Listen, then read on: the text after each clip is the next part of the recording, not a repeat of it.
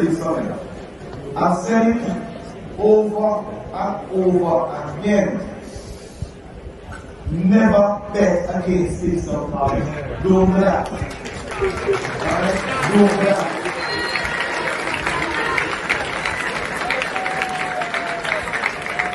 And let me tell you this.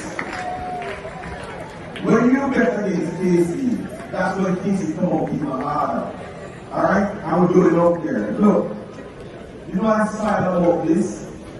First thing is, you know it's not here. Can you imagine? KC is always wanted to do the first, you know. The first schoolboy in the history of Jamaica, in the history of South, to run 9.99. He's first one.